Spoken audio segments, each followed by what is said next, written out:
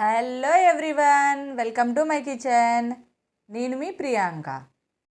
కేవలం ఇంట్లో ఉండే వాటితో వెరైటీగా ఇలా రెసిపీని ట్రై చేయండి.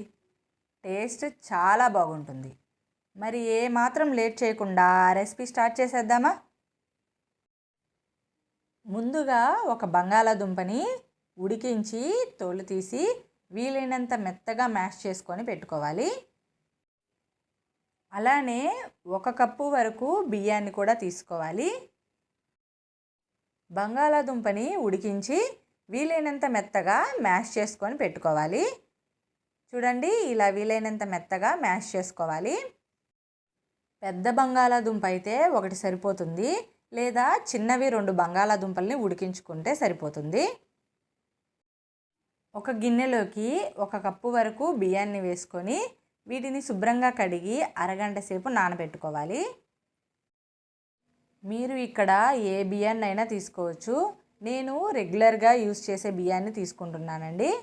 ఇలా బియ్యాన్ని శుభ్రంగా కడిగి అరగంట సేపు నానబెట్టుకోవాలి. టేస్ట్ బాగుండాలి అంటే 1 కప్పు బియ్యానికి 1 బంగాళదుంప కరెక్ట్గా సరిపోతుంది. ఇలా బియ్యాన్ని నానబెట్టుకున్న తర్వాత వీటిని మిక్సీ జార్లో వేసుకోవాలి. ఇలా బియ్యాన్నంతా మిక్సీ జార్లో వేసుకొని వీలైనంత మెత్తగా గ్రైండ్ చేసుకోవాలి. కొద్దిగా నీళ్లు వేసుకుంటూ వీలైనంత మెత్తగా గ్రైండ్ చేసుకోవాలండి. గ్రైండ్ చేసుకున్న పిండి అనేది గారెల పిండిలాగా కొద్దిగా గట్టిగా ఉండాలి, మరీ పలచగా చేసుకోకూడదు. ఇలా గ్రైండ్ చేసుకున్న దానిని ఒక బౌల్లోకి తీసుకోవాలి. కట్ చేసుకున్న మీడియం సైజు ఉల్లిపాయ 1, కట్ చేసుకున్న పచ్చిమిర్చి 1, 1 స్పూను వరకు అల్లం వెల్లుల్లి పేస్ట్, అర స్పూను ఉప్పు, 1/2 స్పూను కారం, 1/2 స్పూను వంట సోడా, ముందుగా ఉడికించుకొని మ్యాష్ చేసుకున్న బంగాళాదుంపని కూడా వేసుకొని అంతా మిక్స్ చేసుకోవాలి. అంతా కలుపుకున్న తర్వాత పిండి అనేది ఈ కన్సిస్టెన్సీలోకి ఉంటుంది.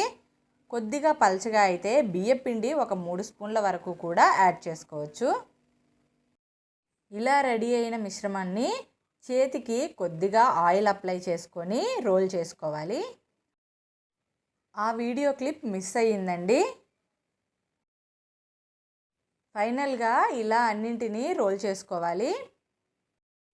స్టవ్ ఆన్ చేసి కళాయి పెట్టుకొని డీప్ ఫ్రైకి సరిపడా ఆయిల్ వేసుకోవాలి. ఆయిల్ హీట్ అయిన తర్వాత ముందుగా రోల్ చేసుకున్న వాటిని ఆయిల్లో వేసుకోవాలి. ఇలా ఒక్కొక్కటిగా వేసుకోవాలండి. ఇలా వేసుకున్న తర్వాత మీడియం ఫ్లేమ్ మీద 15 నిమిషాలు మంచి బంగారు రంగు వచ్చేంత వరకు వేగించుకోవాలి. ఇలా 15 నిమిషాలు మీడియం మంట మీద వేగిస్తే మంచి బంగారు రంగులోకి వచ్చి పర్ఫెక్ట్గా లోపల వరకు కుక్ అయిపోతాయి.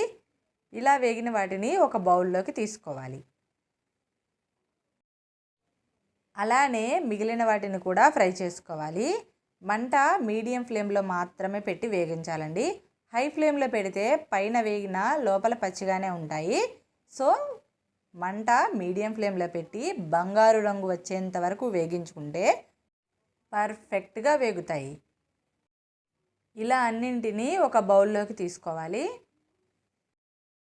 నేనైతే వేడిగా టమాటా సాస్తో సూపర్గా ఎంజాయ్ చేస్తాను. టమాటా సాస్ లేకపోతేనేంటండి, ఉల్లిపాయతో కూడా సూపర్ కాంబినేషన్స్ అని చెప్పొచ్చు.